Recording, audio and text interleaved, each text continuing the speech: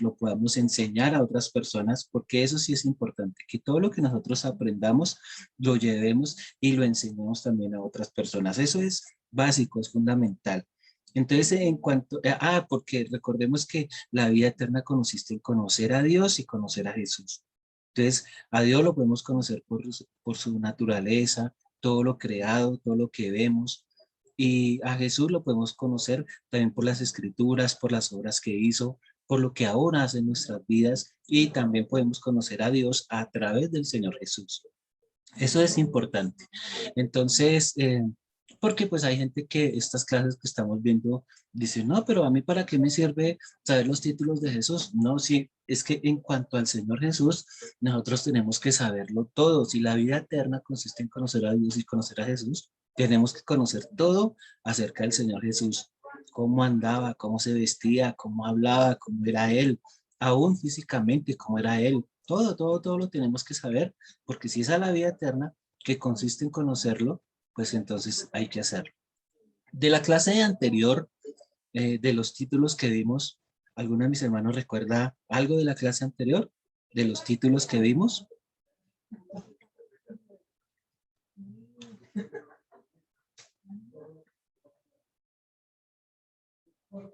Si hay algo para que hagamos un pequeño repaso antes de ir como tal con la clase, pues la continuación de la clase anterior. Pastor, sí, yo me acuerdo alguno de los títulos que usted mencionó de nuestro Señor Jesús. Sí, Yo me acuerdo que Él es el buen pastor, sí, porque el buen pastor su vida da por las ovejas. En cambio, el asalariado, pues cuando él mira venir el enemigo, pues huye y deja a las ovejas. Y también vimos que él es el maestro, ¿de sí, creo que acuerdo? por ahí Sí, sí. quedamos, sí. Ah, sí, y sí, pastor, de esos dos me acuerdo. Yo creo Ok, que fueron 5, ¿verdad? fueron muchos más. Fueron, Sí, fueron más títulos. Pues echémosle una miradita ya que tengo acá. Pues bueno, un pequeñísimo resumen antes de continuar con la... Solamente vamos a mirar los títulos, porque los versículos, pues yo supondría que ustedes tomaron nota y ya los tienen. Entonces el primer título de ellos es los yo soy, entonces lo que el mismo Señor Jesús dijo, que yo soy la luz del mundo, yo soy el pan de vida, yo soy el pan que descendió del cielo, yo soy el verdadero pan, yo soy el pan vivo, yo soy el camino, la verdad y la vida, yo soy el buen pastor, yo soy la resurrección y la vida, yo soy la vid verdadera, ¿sí? Recordemos que separados de él nada podemos hacer. Yo soy la puerta de las ovejas, yo soy el Cristo, y otros títulos que también menciona la Biblia, y algunos de ellos los dijo Jesús indirectamente, pero bueno, también los dijo, como por ejemplo, el libertador, el Señor Jesús es nuestro libertador, el Hijo de Dios, el Hijo del Hombre, el hombre tal cual, como tal, el hombre, pero pues recordemos que es sin pecado. No era Dios, era hombre 100%. El samaritano, samaritano porque recordemos que él vino a servir. Esto del samaritano eh, nos indica que él vino también a servir. Recordemos que él sanaba enfermos, limpiaba leprosos, lo que hace un buen samaritano. Él es la roca, sobre esa roca tenemos nosotros que construir nuestra creencia. Él es el siervo, porque vino a servir, el camino angosto, porque no hay otro camino, el ungido, el maná que descendió del cielo, él es ese verdadero maná que descendió del cielo. El amigo, porque él nos dice que ahora somos sus amigos, dice, vosotros sois mis amigos, si hacéis lo que yo os mando. Entonces, a veces que las personas dicen, uy, no, pero ¿cómo así que somos amigos de Jesús, pero con condiciones? No lo veamos tanto como una condición. Aquí cuando dice el versículo 14 de Juan 15, vosotros sois mis amigos si hacéis lo que yo os mando. Entonces, no es tanto que Él quiera imponerse tanto en nuestras vidas, sino que cuando dice, si hacéis lo que yo os mando, es porque Él sabe que si hacemos lo que Él nos manda, a nosotros siempre nos va a ir bien. No se trata tanto de imponernos, de imponer su voluntad sobre cada uno de nosotros, no, sino es por protegernos, es por cuidarnos, es por darnos lo mejor a nosotros, ¿sí? Entonces no lo vayamos a ver, porque mucha gente dice, no, yo no estoy de acuerdo porque dice, vosotros sois mis amigos que hacéis lo que yo os mando. No, no, no, pero ¿cómo así? No, no es tanto eso. Es más por la parte de que Él quiere lo mejor para nosotros. Y cuando Él dice que si hace lo que Dios manda es porque nos quiere proteger, nos quiere cuidar y porque Él sabe qué es lo mejor para nosotros. Él es el pastor, Él es el maestro. Otros títulos que también menciona la Virgen y acá comenzamos nuestra clase de hoy. Entonces, un título que la Biblia menciona y es uno de los más importantes, de los cuales debemos empaparnos, tener buen conocimiento, es que el Señor Jesús es el Hijo de la Virgen María. Este título es crucial que nosotros lo tengamos bien en claro, el Hijo de la Virgen María. En Lucas 1:30 dice, entonces el ángel le dijo, María, no temas porque has hallado gracia delante de Dios, y ahora concebirás en tu vientre y darás a luz un hijo y llamarás su nombre Jesús. Entonces, aquí hay varias cositas que resaltar. Que se le apareció el ángel a María y le dice, María, no temas porque has hallado gracia delante de Dios. ¿Esto qué quiere decir? Que la Virgen María no era cualquier mujer. Para que una mujer pueda hallar gracia delante de Dios, pues usted imagínese la calidad de mujer que era ella, ¿sí? Quiere decir que esta era una mujer recta, íntegra. Físicamente también debió haber sido muy bonita porque dice que el Señor Jesús es el más hermoso entre los hijos de los hombres y recordemos que él, a no tener un papá físico, pues sus rasgos debieron haberse parecidos a las de su mamá. ¿Qué quiere decir eso? Que el Señor Jesús era el hombre más hermoso sobre los hijos de la tierra y debió haber heredado esa belleza de su mamá. Entonces, físicamente, la Virgen María debió haber sido una mujer muy bonita también. Entonces el ángel le dice, no temas, porque has hallado gracia delante de Dios. Entonces, vea usted que lo físico no le interfería a ella con lo espiritual. Sí, ella pudo que haya sido una mujer muy bonita, pero no le interfirió con lo espiritual, con hallar gracia delante del Señor. Dice, y ahora concebirás en tu vientre y darás a luz un hijo y llamarás su nombre Jesús. Y recordemos que el pasaje continúa, ella hace caso, simplemente se sujeta a la voluntad del Señor. Ella decide hacer caso porque ella en ese momento decía, no, no, no, yo no quiero ser una madre soltera, yo no quiero estar así, yo no, pero no, ella dijo, hágase conmigo conforme a tu voluntad. O sea, ella estaba dispuesta a obedecer la voluntad del Señor. Recordemos que el Señor Jesús no era Dios. ¿Por qué? Porque no era Dios, porque si el Señor Jesús fuera Dios, entonces sí seríamos como en las iglesias que se dice que María, María, Madre de Dios, ruega por nosotros pecadores. Esas cosas la Virgen María bíblicamente no las puede hacer.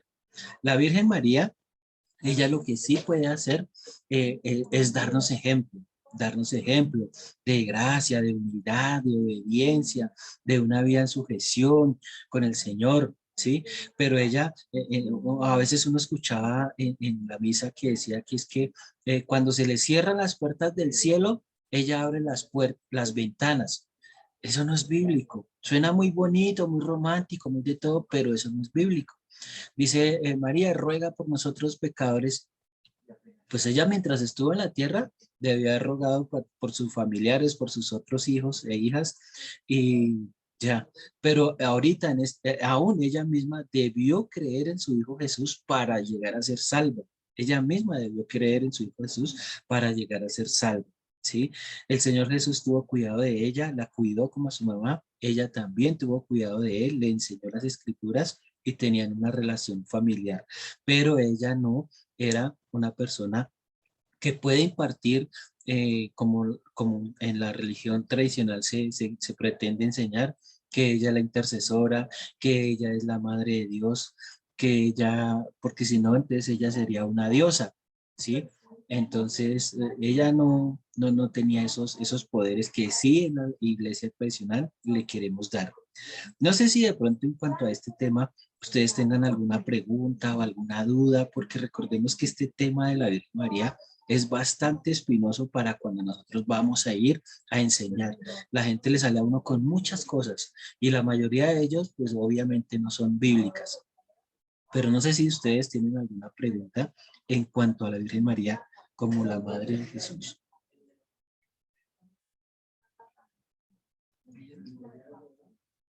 Si se les ocurre alguna pregunta o hay alguna duda o de pronto algún día alguien les ha preguntado sobre ella, sería bueno aclarar el tema. Si hay alguna duda, hermanos, hermanas. Pastor, Bueno, Sí, señor, dígame.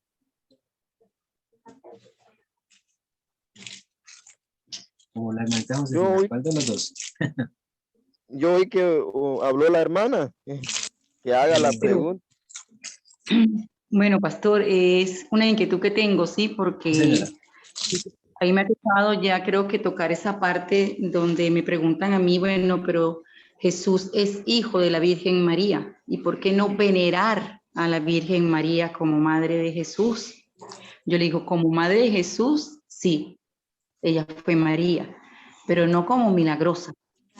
Es No correcto. sé si de repente estoy ahondando mal, pero porque en ninguna parte de la Biblia que yo haya leído dice que ella hizo milagros, No, eso era lo que le iba a decir ¿verdad? justamente. No, ella no hizo Exacto. milagros. O no se registran en la Biblia, ¿no? O sea, por lo menos en lo que aparte, en lo que yo he leído, no he encontrado que ella hace milagros. Pero entonces está también la parte que dicen que ella tuvo mucho más hijos. Sí, Jesús Sí, tuvo hermanos. sí, Pero eso es ¿dónde correcto. puedo yo hallar, verdad? Donde diga qué camino tomaron esos hermanos, porque esa pregunta me la han hecho ya como 2 veces, ¿verdad? ¿Qué camino, si ellos realmente siguieron con el Evangelio, si estuvieron haciendo, ¿cómo se dice?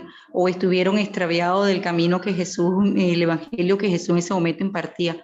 Pero hay una parte de la Biblia que yo me acuerdo que habla de que ellos también estuvieron con Jesús en el momento en que dice María y sus hermanos, como que los hermanos de Jesús, Sí, estuvieron allí en el momento en que él creo que estaba haciendo unos milagros, sí. pero o sea, no puedo andar más porque no tengo conocimiento y esa duda vino a mí ahorita en este momento que usted está hablando de exactamente de que María era la madre de Dios, por supuesto, pero no hacía milagros, porque yo soy la que lo estoy No, no, recargando. no, no. Pero Tenga cuidado, a los hermana, hermanos, con eso, porque María no es la madre de Dios. o sea, Tengámoslo la en madre de claro. Jesús, La madre de la madre Jesús, de sí, Jesús, pero de no la madre Jesús, de de Dios. Jesús. Claro, porque eso me lo decían y yo decía, no, ella no es la madre de Dios, es la madre de Jesús. Yo creo que no sé si me expliqué en ese momento. Y ahí estoy como que no sé qué capítulo, qué versículo conseguir en la Biblia, ¿verdad? Buscar, escudriñar para yo quedar como más entendida con referente a lo que es la Virgen María con respecto a la madre de Jesús. Déjeme a ver si aquí lo encuentro. Lo estoy buscando. Pastor, ¿Sí? acá encuentro yo un pasaje en Mateo capítulo 13. Mateo capítulo 13, versículo 53, y lo voy a leerlo del 53 al 58. Sí, sí, ese es Mateo 13, sí, Dice señor. así la palabra de Dios. Aconteció que cuando terminó Jesús estas parábolas, se fue de allí y venido a su tierra, les enseñaba en la sinagoga de ellos, de tal Sí, manera que se maravillaban y decían, ¿de dónde tiene esta sabiduría y estos milagros? ¿No es este el hijo del carpintero? ¿No se llama su madre María? Y sus hermanos Jacobo, José, Simón y Judas, ¿no están todos sus hermanas con nosotros? ¿De dónde pues tiene todas estas Esas cosas? cosas. Y se escandalizaban de él, pero Jesús les dijo, no hay profeta sin honra, sino en su propia tierra y en su casa, y no hizo allí muchos milagros a causa de la incredulidad de ellos. Yo creo que aquí como que nos despeja un poco ese tema, pastor. Sí, sí, señor, correcto, porque es que ese es el pasaje donde más de mejor manera, donde más nos ilustra la humanidad de Jesús, que llegaron a buscarlo ahí su mamá, sus hermanos, y lo interesante es que da los nombres, dice, bueno, se llamaba su madre María y sus hermanos Jacobo, discípulo de él, José, discípulo también, Simón y Judas también fueron discípulos del Señor Jesús. Ellos estaban ahí, pero note que Judas no era el mismo Judas Iscariote, sino Judas, el hermano de Jesús, que más adelante también en la escritura tiene otra parte por ahí, otra parte donde él habla. Pero en este caso, por lo menos, sus hermanos sí fueron sus discípulos, aunque al principio no creían en él, porque también la escritura lo dice, no creían en él, pero ya después ellos se convirtieron en sus discípulos, Jacobo, José, Simón y Judas. ¿Qué quiere decir esto? Cuando el versículo 55 dice, ¿no es este el hijo del carpintero? ¿No se llama su madre María y sus hermanos Jacob, José, Simón y Judas? ¿No están todas sus hermanas con nosotros? ¿Qué quiere decir esto? Vea, note usted que hombres, hermanos hombres, tuvo Jacob, José, Simón y Judas, o sea, 4. Y en el 56 dice, ¿no están todas sus hermanas con nosotros? Todas, ya está hablando que por lo menos son 2. Entonces, lo mínimo que el Señor Jesús tuvo fueron 6 hermanos y con él serían 7 los hijos que tenía María. Pero cuando dice, no están todas sus hermanas con nosotros, estamos especulando de que lo mínimo, cuando dice todas, lo mínimo debieron haber sido 2, pero es muy probable que la cuenta haya pasado por ahí. ¿Sí? Entonces, como las hermanas, pues por su calidad de mujeres, no tenían tanta trascendencia en las escrituras, ustedes ya saben que, pues, cómo se escribió la Biblia, pero sí sus hermanos, ellos fueron discípulos de Jesús. Y ahí está. No sé si mi hermanita Josefina le queda un poquito en claro sobre la familia del Señor Jesús. Pues sí, amén, amén. Sí lo había leído y bueno, ahí uno escudriñando la Biblia es que uno va ahí aprendiendo, sí, y consiguiendo las dudas, como lo dice la palabra. Sí, alguna vez alguna profesora me decía, uy, no, pero ¿cómo así que el Señor Jesús, para ella fue traumático saber que Jesús había tenido hermanos? Y no, ¿cómo así que Jesús tuvo hermanos? Y hermanas, ¿cómo así? Pero no, yo pensé que la Virgen María solamente había tenido a Jesús y ya.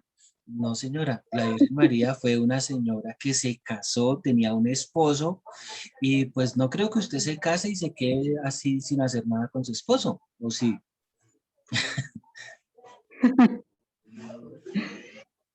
Entonces aquí por lo menos nos está hablando de mínimo 7 hijos que tuvo la Virgen María. Entonces eso es para que nosotros lo tengamos como claro. ¿Qué me iba a decir mi hermanito Israel? Sí, pastor, solo quería, bueno, no sé cómo le podría llamar a esto en cuanto al conocimiento que tuvo nuestro Señor Jesús debido a que María le tuvo enseñando la palabra. Me imagino que la educación que dio María a sus hijos, pues yo, bueno, me imagino, ¿verdad? Que fue por igual. Entonces, ¿qué pudo haber sido la diferencia entre Jesús y sus hermanos, ¿verdad? ¿Por qué no llegaron al tal conocimiento como lo tenía nuestro maestro? ¿Será por su simiente o por su naturaleza que él no Correcto, tenía pecado? correcto. A ellos les pasó lo mismo que nos puede pasar a nosotros. Inclusive nosotros podemos estar en la iglesia aprendiendo y aún así tener la venda, tener ese velo ahí puesto que no nos deja ver la verdad de las escrituras. A ellos también les pasó lo mismo. Ya después cuando ellos vieron el cumplimiento de las escrituras, vieron los milagros, los prodigios, las señales, todo lo que hacía Jesús, ellos comenzaron a creer en él. Pero es muy probable que también les pasó lo mismo que a nosotros a causa de su naturaleza pecaminosa, a causa de que uno lee la escritura, pero como que no la cree, como que la pone como en duda, como que, uy, ¿será que sí? Entonces, a ellos lo más probable es que también les pasó lo mismo, ¿sí? Hasta no ver, no creer, así como le pasó a Tomás también ahí en las escrituras. Pero bueno, este punto de la Virgen María, que es otro de los títulos que tiene el Señor Jesús, el Hijo de la Virgen. Entonces, es para aclarar que la Virgen María no tenía ningún poder sobrenatural, que era una mujer simple, una mujer común y corriente, una mujer como cualquiera de las que podemos ver, pero ¿cuál era su diferencia? Que era una mujer que había hallado gracia delante del Señor.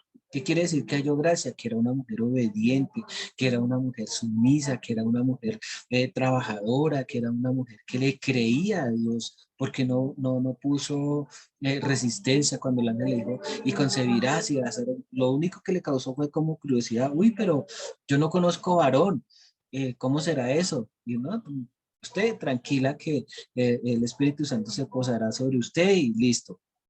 Entonces ella no se puso a cuestionar, uy, pero ¿cómo es eso? Uy, pero no, ella simplemente dijo, hágase conmigo conforme a tu voluntad. Entonces ella, ahí nosotros podemos ver que ella era una mujer lista, obediente para hacerle caso al Señor, para trabajar en lo que el Señor le mandara. Entonces, esos son los puntos a resaltar, pero ella no tiene ningún poder sobrenatural, así como decía la hermana Josefina, ella tampoco tenía, o sea, la Biblia no registra milagros como tal que ella ha hecho, tampoco lo que nos dicen en la iglesia tradicional, que ella es capaz de abrir las ventanas de los cielos, no lo registra la Biblia, tampoco dice que ruegue por nosotros, y tampoco la escritura dice que ella sea la madre de Dios, tampoco lo dice la escritura. Entonces son como los temas más importantes que debemos tener en cuenta a la hora de irle a enseñar a alguien esta palabra. Y sobre todo porque debemos empezar pues por ahí, porque Él es el Hijo de la Virgen María, dio cumplimiento, nació bajo todos los preceptos que estaban escritos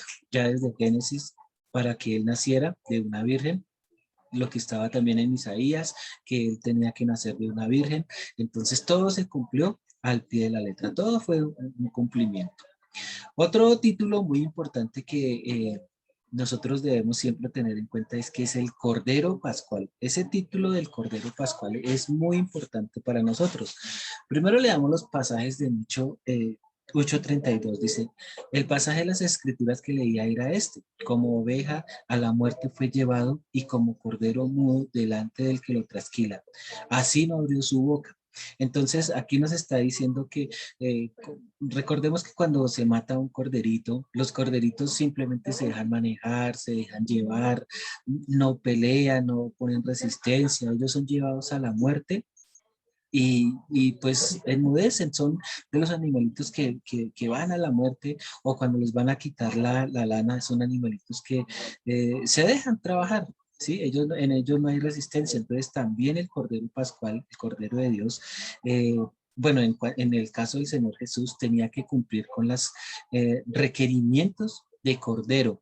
Recordemos que los corderos nacen de noche, que los corderos nacen en un pesebre, ¿sí? Él también cumplió con todos los requerimientos de cordero, cordero pascual. Ese cordero se mataba para cubrir la sangre, para cubrir, su sangre cubría los pecados de las personas, ¿sí?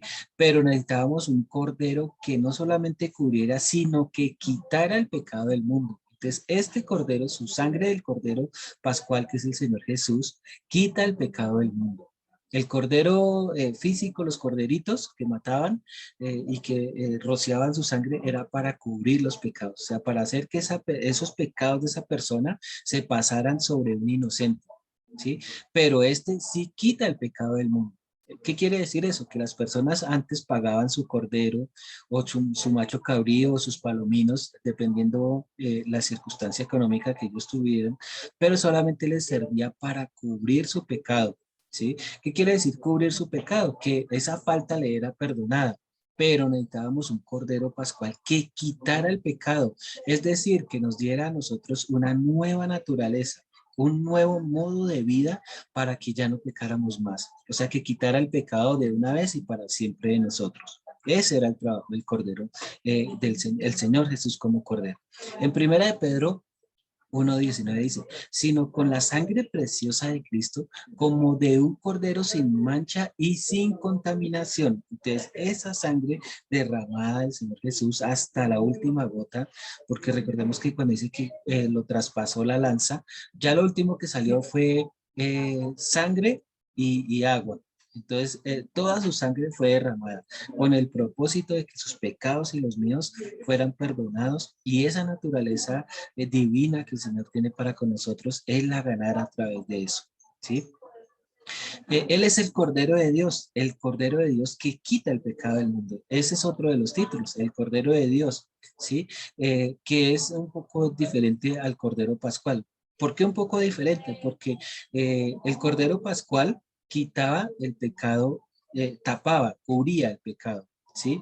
Pero el Cordero de Dios es el que está hecho para quitar el pecado del mundo. Dice en Juan 1:29, el siguiente día vio Juan a Jesús que venía a él y dijo, he aquí el Cordero de Dios que quita el pecado del mundo. ¿Sí? Entonces, por eso es la importancia de que nosotros conozcamos al Señor Jesús como el Cordero de Dios. El Cordero de Dios es el que quita el pecado del mundo. No fue un trabajo fácil, a él le costó su obediencia, su vida, todo el sacrificio que nosotros conocemos.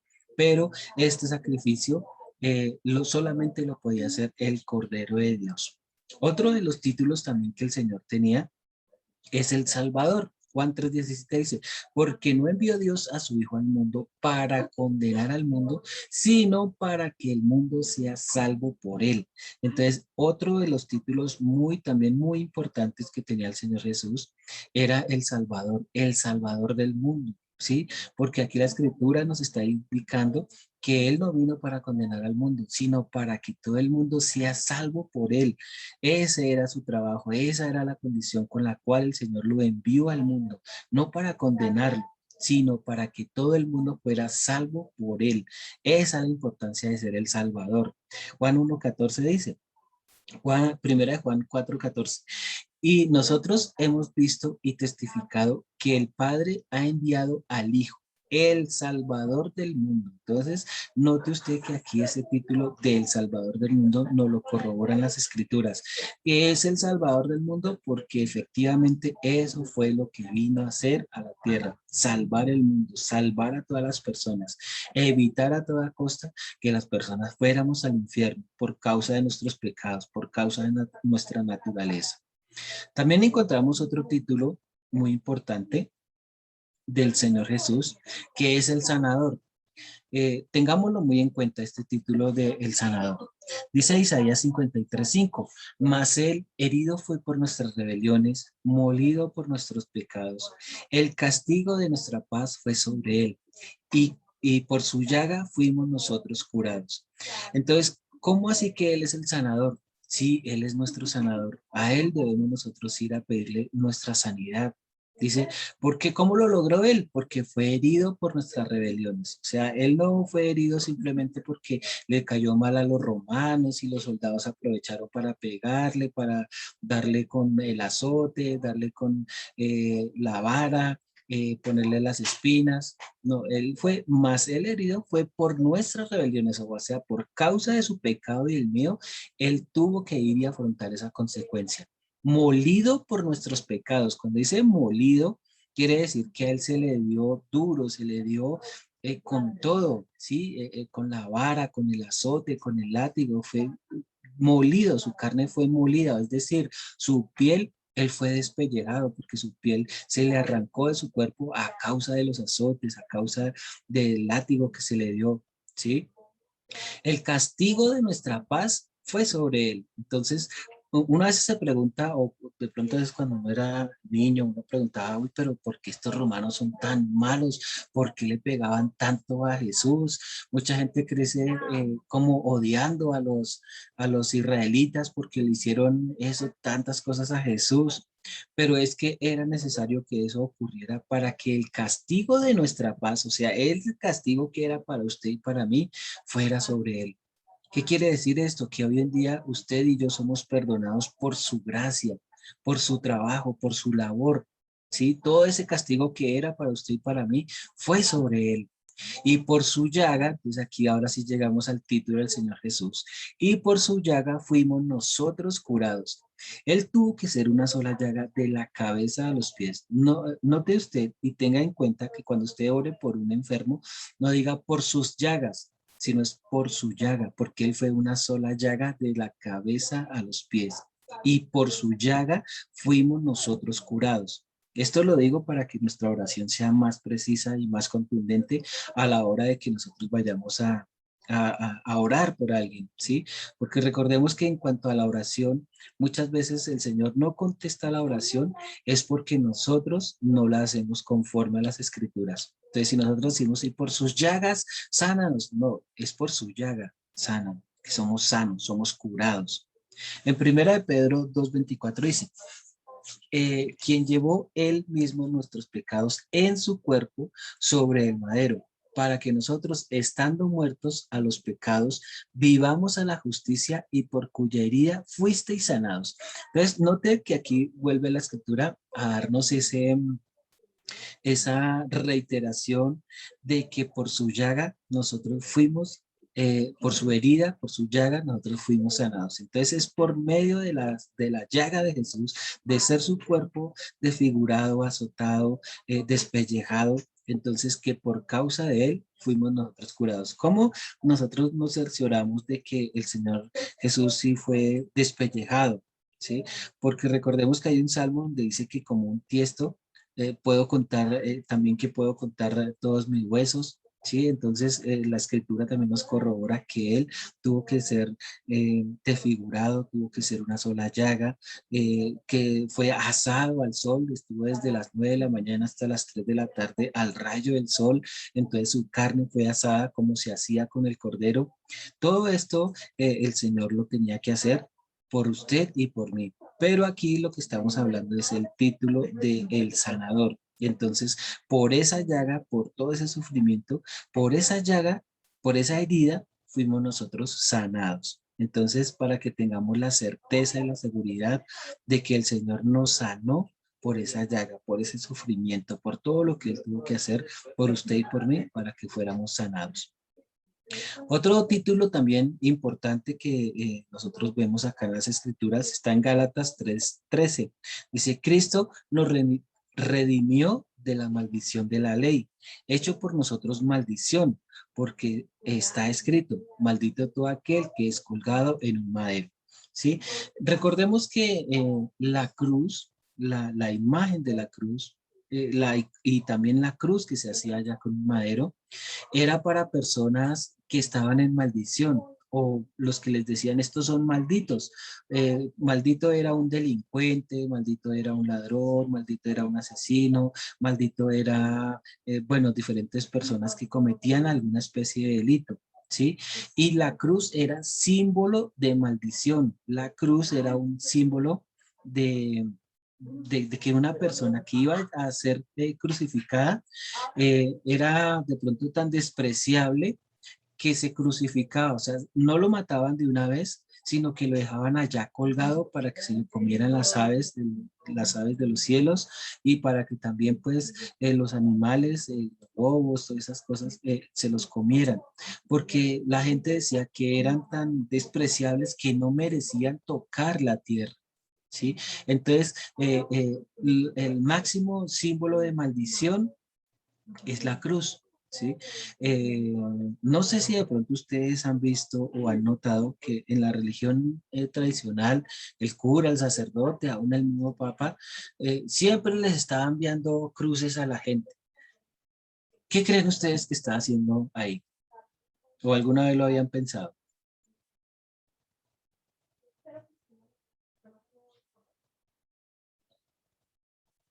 Uy, a mis hermanos como que les cogió el sueño. Pastor, como enviándoles algo de muerte. Pues si la cruz significa maldición, ¿qué estará? O por lo menos cuando uno iba a la iglesia, lo primero que uno hacía al entrar a la iglesia, ¿qué era? ¿Echarse qué?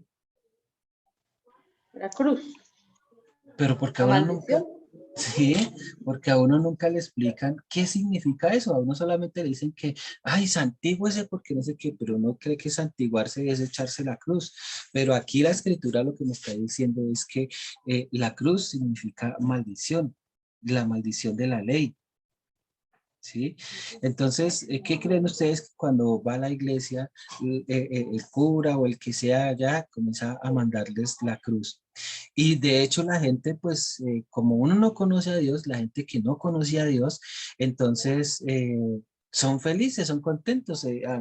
Bueno, en estos días estuve mirando una señora de un negocio. Pasó como un cura, como un sacerdote, y ella, ay, padrecito, mándeme la bendición. Y pues el hombre llegó y fue. Pues uno se remonta a las escrituras, uno, pero bueno, la ignorancia de las personas. Eh, bueno, en fin, no estamos acá para discutir eso, pero sí es para que nosotros tengamos como esa certeza. ¿Qué significa? ¿Qué significa? ¿Para qué es? ¿Cuál es su connotación? ¿Sí? Porque a veces nosotros vivíamos ahí nos poníamos un escapulario con una cruz. Entonces, ¿qué era lo que estábamos nosotros llevando? Bueno, entonces ahí continuamos nosotros. Otro título, eh, bueno, que también, bueno, antes de continuar con el próximo título. Eh, Segunda de Tito 2:14. ¿Quién se dio a sí mismo por nosotros para redimirnos de toda iniquidad y purificar para sí un pueblo propio, celoso de buenas obras? Entonces, este versículo acá en título dice que es su cuerpo, que todo él se dio a sí mismo por nosotros, o sea, intercambió lo que nos tocaba a nosotros y a él no le tocaba, pero lo intercambió para redimirnos de toda iniquidad, o sea, de todo pecado y purificar para sí un pueblo propio. Entonces, ahora ya nosotros no somos un pueblo extranjero ni advenedizo, sino que somos pueblo, linaje de Dios. Un pueblo que procedemos de Dios, que hemos nacido de Dios, pero esto lo logró el Señor Jesús para nosotros. Celoso de buenas obras. Entonces ahora nosotros tenemos que ser celosos de buenas obras. O sea, no comer cuentos, sino comer Biblia. Ahora nosotros eso es lo que tenemos que hacer, celosos de buenas obras.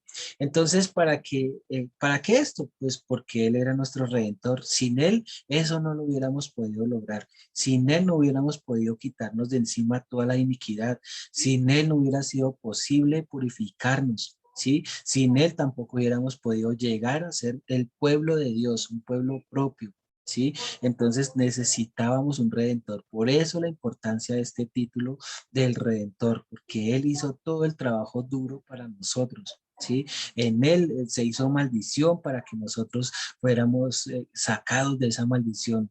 Pero él se hizo esa maldición para que usted y yo no tuviéramos que ir a ese lugar de castigo, para redimirnos, para quitarnos toda iniquidad, para purificarnos, para ser ese propio pueblo de Dios. ¿Sí? Entonces, esta es la importancia que tiene el título de Redentor.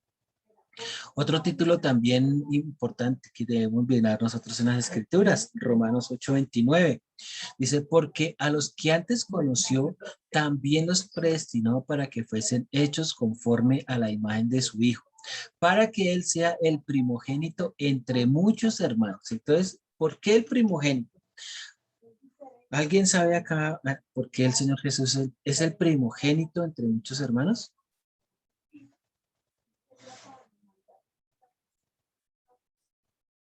¿Sí hay alguien que sabe por qué el Señor Jesús es el primogénito entre muchos hermanos? Pastor, porque fue el primer hijo de Dios, digamos, o el único, sí, pero fue él el primogénito.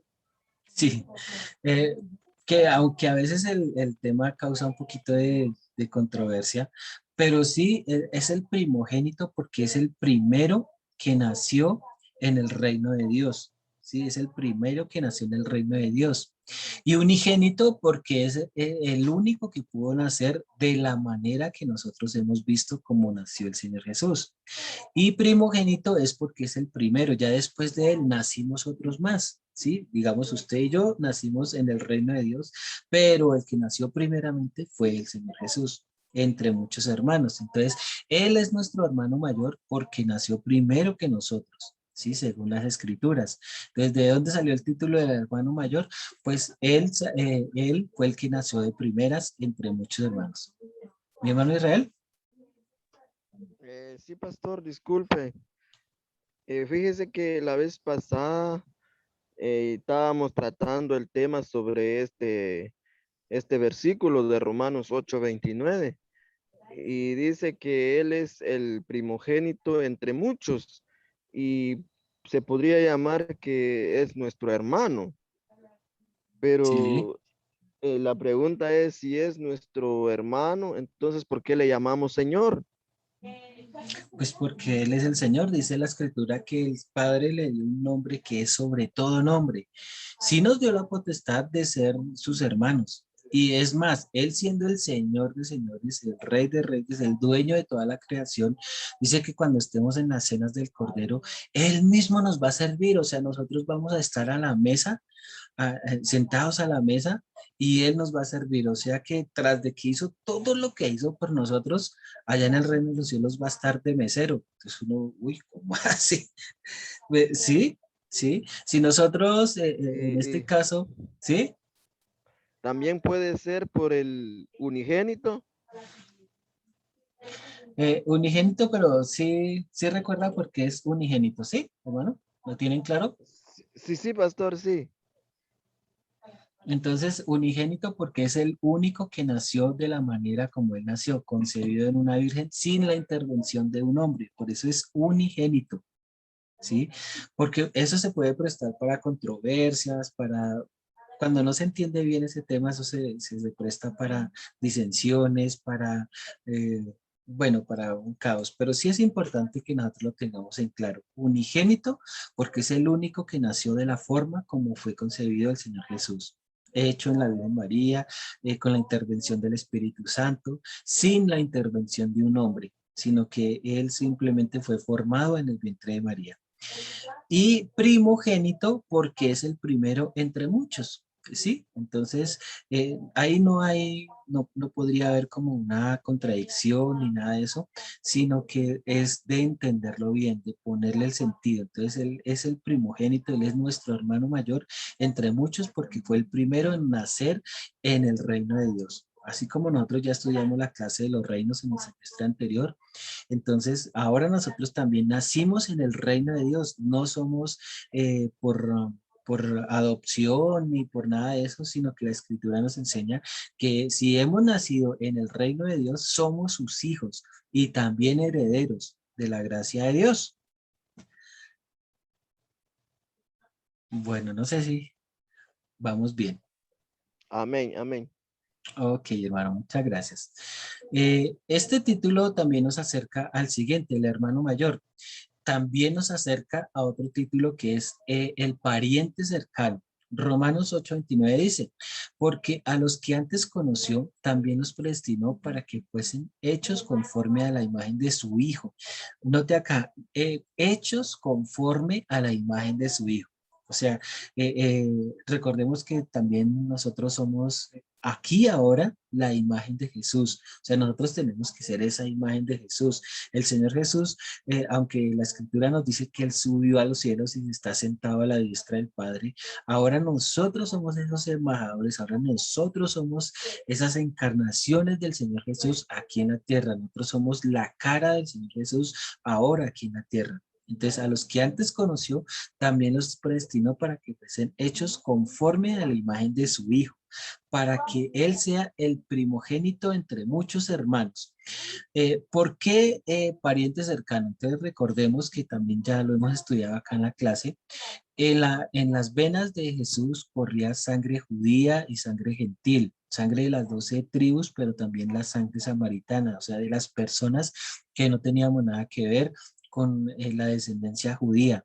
Pero para que esta salvación fuera extendida a todo el mundo, era necesario que el Señor Jesús fuera nuestro pariente cercano. Y pues tuvimos una clase exclusiva para ver las mujeres que tuvieron que ver en cuanto a que nosotros, nuestro linaje se mezclara con el linaje del Señor Jesús para que Él fuera nuestro pariente cercano. Entonces nos predestinó, ya estábamos predestinados para que fuéramos conformes, o sea, todo el mundo está predestinado para ser hecho conforme a la imagen de Jesús, o sea, para que nos quite esa naturaleza de pecado. No está haciendo acepción de personas, sino que está incluyendo a todo el mundo, a todas las personas del mundo, les da esa potestad de que si ellos quieren, pueden llegar a ser conformes a la imagen de su Hijo Jesús, para que Él sea, pero Él siempre va a ser el primogénito entre muchos hermanos. Entonces es nuestro pariente cercano porque Él es el pariente que tenemos más cercano capaz de redimirnos a nosotros. Bueno, aunque ese tema pues ya lo hemos hablado, pero pues valga la pena tocarlo. Otro de los títulos es el Rey de los Judíos. Recordemos que pues este título se lo otorgaron también allá en la cruz. Lo encontramos en Mateo 27:11, dice, diciendo, ¿dónde está el Rey de los Judíos que ha nacido? Porque su estrella hemos visto en el oriente y venimos a adorarle. Entonces, este título de Rey de los Judíos, aunque lo cogieron como algo así como por burla, digámoslo de alguna manera, lo cogieron como por burla. Entonces ellos estaban, le pusieron en la cruz ese título del Rey de los Judíos, inicialmente como burla, pero no, realmente él sí es el Rey de los Judíos. Entonces, cuando cuando él nació, los tres reyes magos, esa era su pregunta: ¿dónde está el Rey de los Judíos? ¿Qué ha nacido? ¿Sí? Aunque más adelante lo pudieron coger como una especie de burla o como de chiste para ellos porque no lo podían creer, pero así es. Entonces aquí la escritura nos está indicando que verdaderamente pues Él es el Rey de los Judíos, ¿sí? Ese título de Rey de los Judíos es porque ha nacido entre el pueblo judío para cumplir con las escrituras y es su rey. Bueno, será proclamado rey, porque recordemos que en este momento aún no ha sido coronado, pero sí será coronado y bueno, todo eso también veremos el cumplimiento de esa escritura. Otro de los títulos es el sacrificio.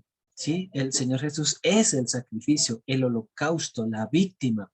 Efesios 5:2 dice, y andad en amor como también Cristo nos amó y se entregó a sí mismo por nosotros, ofrenda y sacrificio a Dios en olor fragante. Entonces, el Señor Jesús se entregó por amor a nosotros, se entregó a sí mismo por nosotros, ofrenda. Él es el sacrificio, Él es la ofrenda.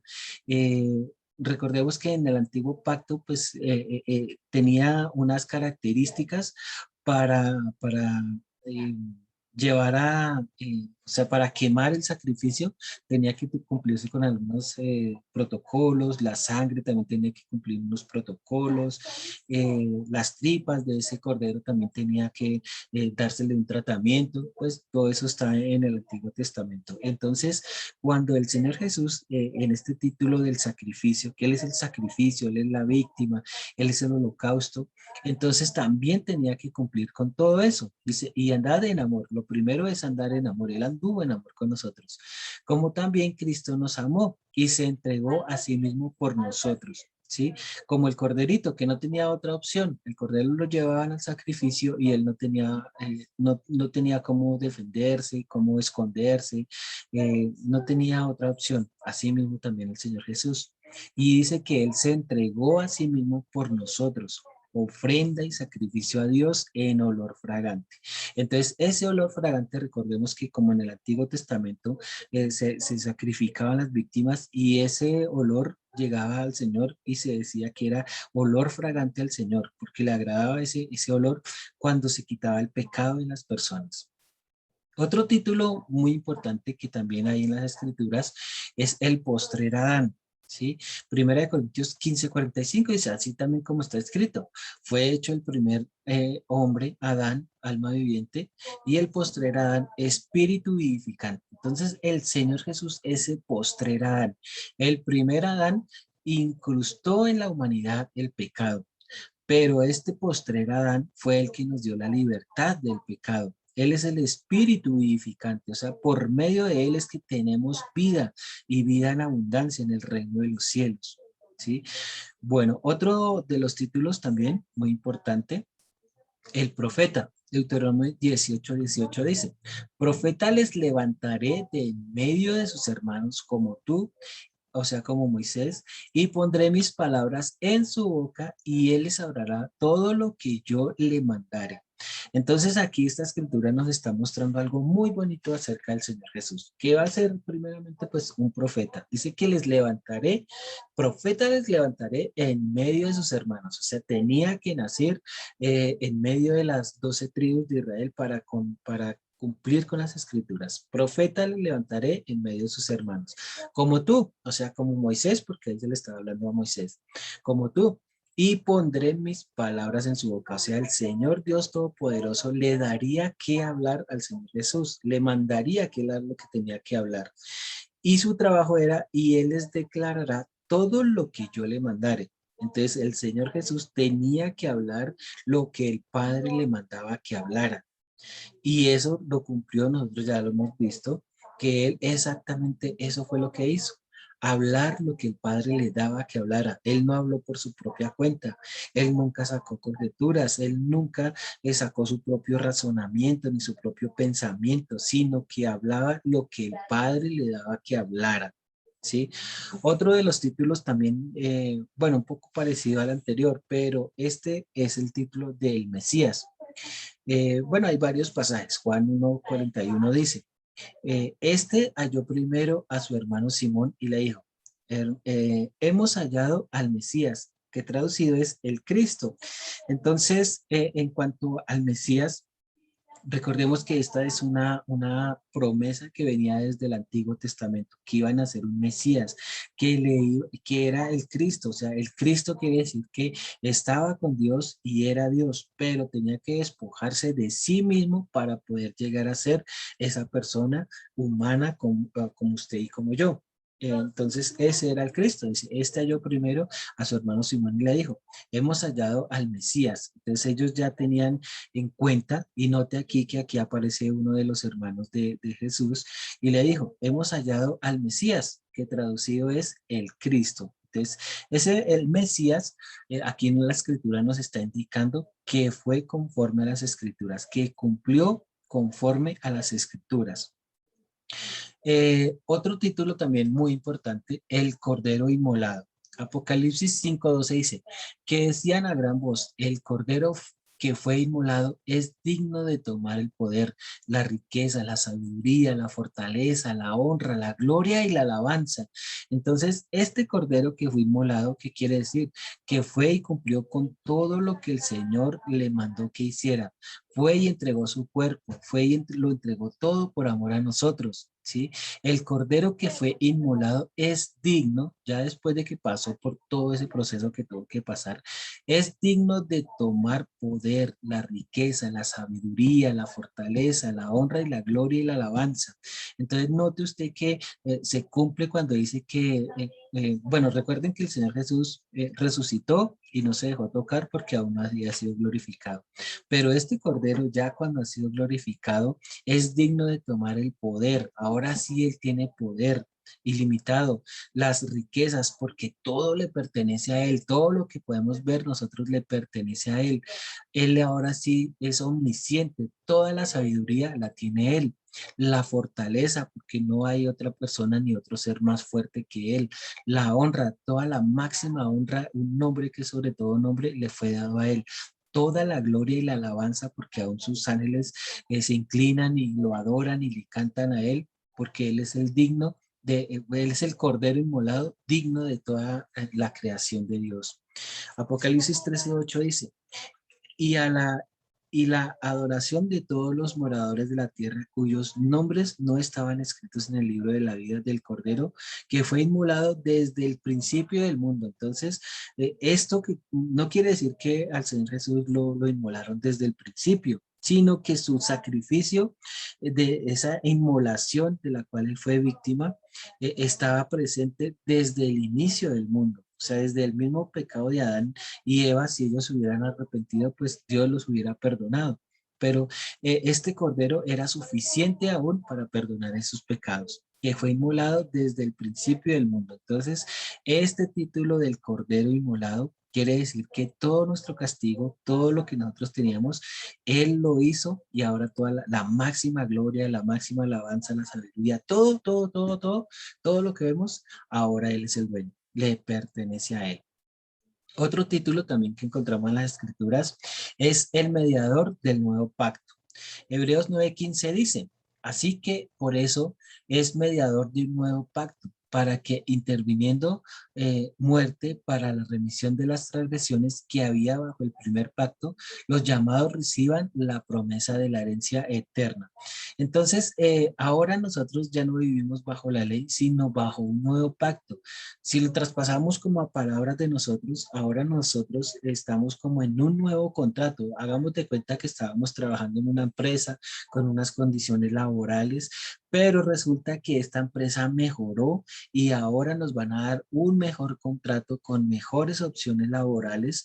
Asimismo, está haciendo este mediador del nuevo pacto, nos está dando unas mejores condiciones, ¿sí? Entonces dice que así que por eso es mediador de un nuevo pacto, para que interviniendo muerte para la remisión de las transgresiones que había bajo el primer pacto, los llamados reciban la promesa de la herencia eterna. Entonces, este nuevo pacto nos capacita, nos da la herencia de una herencia eterna, o sea, el reino de los cielos. Esta herencia nosotros ya la podemos recibir gracias a que el Señor Jesús es nuestro hermano mayor, es el mediador de un nuevo pacto. Entonces, esos llamados, o sea, nosotros recibiremos la promesa de la herencia eterna. Entonces, el Señor ya ganó para nosotros esa vida eterna en el reino de los cielos. Otro título importante, el único mediador. No hay otro. Primera de Timoteo 2:5 dice: porque hay un solo mediador, no hay dos, no hay tres, sino hay un solo mediador. Solo uno, no hay otro, porque hay un solo Dios y un solo mediador entre Dios y los hombres, Jesucristo, hombre. Note usted que hace el énfasis, hombre, no era Dios, era hombre. Entonces es el único mediador. Este título del único mediador es porque no hay otro. No hay otro, no hay otro mediador que nos pueda acercar a Dios. Sí, si volvemos un poquitico al tema de la Virgen no es mediadora entre Dios y los hombres. No, ella no está registrada en la Biblia, sino que el único mediador que está para usted y para mí y para toda la humanidad entre Dios y los hombres es el Señor Jesús, Jesucristo hombre. No hay otro mediador. No hay ninguno que pueda acercarnos al reino de los cielos como el Señor Jesús. Otro de los títulos también que encontramos en la Escritura, el primogénito de los muertos. Apocalipsis 1:5 dice: y de Jesucristo, el testigo fiel, el primogénito de los muertos y el soberano de los reyes de la tierra, al que nos amó y nos lavó de nuestros pecados con su sangre. Entonces, bueno, hay muchas personas que dicen: no, pero ¿cómo así que el primogénito de la muerte, si antes de Jesús ya habían resucitado otras personas? Aún inclusive en el Antiguo Testamento podemos ver que resucitaron personas. Sí, eso es verdad. Hay personas que resucitaron aún desde el Antiguo Testamento. Pero aquí volvamos a mirar la Escritura. En Apocalipsis 1:5 dice: y de Jesucristo, el testigo fiel, el primogénito de los muertos. Entonces aquí cuando la Escritura nos habla de los muertos, quiere decir de personas que ya murieron físicamente y su alma, inicialmente recuerde que la persona tiene que ir en alma y espíritu al Hades, a ser atormentado. Entonces, cuando una persona ya llega al Hades, ahora sí se considera muerto, porque esa persona ya nunca más va a volver a salir de ahí. ¿Sí? El primogénito de los muertos. Entonces, ¿cómo así que el primogénito? Porque él es el primero en que estuvo allá en el Hades, pero fue sacado de allá. El Señor Dios lo resucitó de entre los muertos. Entonces, Él es el primogénito de los muertos. Ahora las personas que morimos en Cristo, o sea, nuestro cuerpo que deja de funcionar, ya no muere, sino que dice que dormimos. Entonces, esa muerte ya no tiene potestad sobre nosotros. El cuerpo murió, pero ahora nosotros ya sabemos que el Señor Jesús, siendo el primogénito de los muertos, ya la muerte no nos toca a nosotros. Y el soberano de los reyes de la tierra, al que nos amó y nos salvó de nuestros pecados con su sangre. Ahí está todo el sacrificio completo del Señor Jesús, que es el único que sí pudo estar allá en el Hades siendo atormentado, pero el Señor lo sacó de allá. Y es el primogénito, el único que ha salido de allá de esa manera. Porque tenga en cuenta que la persona que llega al Hades ya no va a poder salir de allá. Nosotros podemos decir, sí, pero es que ¿cómo así? Hay personas que se murieron y resucitaron, pero lo único cierto es que no llegaron, su alma y su espíritu no llegaron al Hades, porque si hubieran llegado al Hades, ya nada, ni el mismo Señor los hubiera resucitado, no les hubiera vuelto a traer a la vida. La persona que llega allá, allá se queda en ese lugar de tormento. Pero el Señor Jesús fue el único, o sea, el primogénito, que vino nuevamente a la tierra, aún estando ya en ese lugar. Otro título importante, el primogénito. Entonces, Hebreos 1:6 dice, y otra vez, cuando introduce el primogénito en el mundo, dice, adórenle todos los ángeles. Entonces, recordemos que Él es el primogénito porque es el primero que nació en el reino de Dios. Nació con esa naturaleza divina. Colosenses 1:15, Él es la imagen de Dios invisible, el primogénito de toda la creación. Entonces, aquí hay dos cosas importantes. Él es la imagen de Dios, o sea, no quiere decir que Él sea Dios, sino que en Él estaban las características de Dios. Él es la imagen de Dios invisible.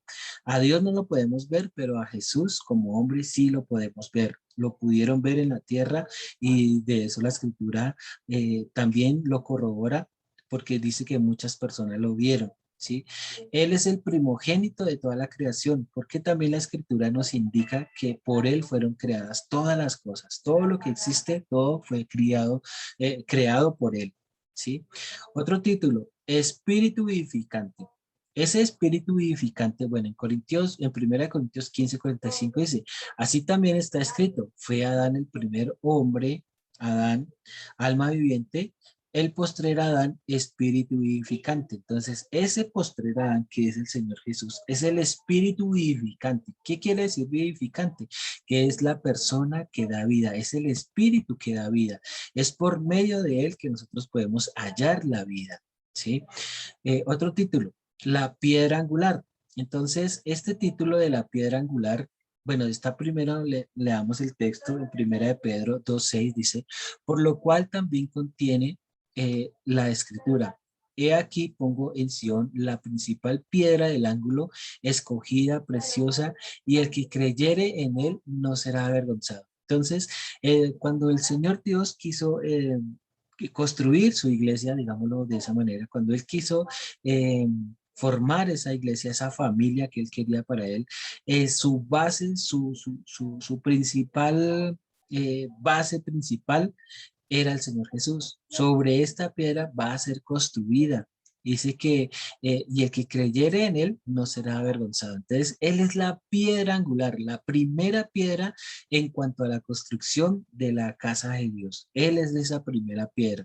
Y pues bueno, ya después de él venimos también nosotros para ser parte de esa piedra. Pero la piedra angular, la piedra principal es el Señor Jesús. Lucas 20:17 dice, pero él mirándolos dijo, ¿qué pues? Es que es lo que está escrito. La piedra que desecharon los edificadores ha venido a ser cabeza del ángulo. Entonces el Señor Jesús es esa cabeza del ángulo. Dice que el que construyó su casa sobre la roca, vienen ríos, vientos, tempestades y esa casa no cae. Pero el que la construye sobre la arena, o sea, fuera de esta piedra angular que es el Señor Jesús, sí dice que sufrirá pérdida. Otro título, el precursor, Hebreos 6:20. donde Jesús entró por nosotros como precursor, hecho sumo sacerdote para siempre según el orden de Melquisedec. ¿Qué quiere decir esto? Pues que el Señor siempre va a ser ese sumo sacerdote, no va a haber otro sacerdote más grande. Entonces es el precursor, hecho sacerdote para siempre según el orden de Melquisedec. Entonces cuando nosotros necesitamos un sacerdote, un consejero, pues primeramente va a estar Él, porque Él es el que nos va a guiar con su ejemplo, con su sabiduría. Y bueno, en fin. Otro título también importante, El Lucero de la Mañana. Bueno, en este título, pues sí, también tenemos que tener cuidado porque se da para otras interpretaciones. Pero el Señor Jesús es el lucero de la mañana, según en segunda de Pedro 1:19 dice, tenemos también la palabra profética más segura, o sea, la Biblia, a la cual hacéis en estar atentos como a una antorcha que alumbra en el lugar oscuro, hasta que el día esclarezca y el lucero de la mañana salga en vuestros corazones. Entonces, ¿qué quiere decir esto? Que el Señor va a enviar su luz. ¿Cuál es la luz? El Evangelio. ¿Y qué es lo que van a hacer en nuestros corazones? El lucero de la mañana, o sea, el Señor Jesús. Entonces, este título de Lucero de la Mañana es para que nazca en nuestros corazones, para que nosotros lo tengamos ahí pendiente siempre. El león de la tribu de Judá. Entonces, Apocalipsis 5:5 dice, y a uno de los ancianos me dijo, no llores, he aquí el león de la tribu de Judá, la raíz de David, ha venido para abrir el libro y desatar sus 7 sellos. Entonces, el Señor Jesús, recordemos, porque este título sí se habla en diferentes iglesias, en diferentes lugares, este título del león de la tribu de Judá, ¿sí? Este es porque él nació en la tribu de Judá. He aquí el león de la tribu de Judá, la raíz de David, o sea, el descendiente al trono, ha venido para abrir el libro y desatar sus 7 sellos, porque recordemos que cuando se vayan a leer esos sellos, no va a haber alguna persona con tanta santidad, con tanta autoridad para abrir esos sellos como el Señor Dios. Ay, bueno, se me pasó el tiempo muy, muy, muy rápido. Eh, pero bueno, hasta aquí hay alguna pregunta, alguna duda. No sé si mis hermanitos tienen alguna duda con respecto al tema.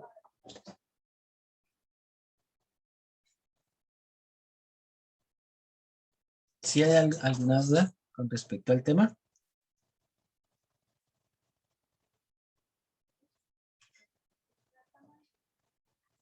Bueno, si no hay alguna duda, pues entonces les doy gracias a mis hermanos por estar acá. Bueno, yo estaba acá leyendo los textos, dando la explicación y pues se me pasó un poquitico el horario que tenemos establecido. Pero si ustedes no tienen alguna duda, con la ayuda de Dios, pues el próximo lunes estaríamos terminando este pedacito que nos queda faltando.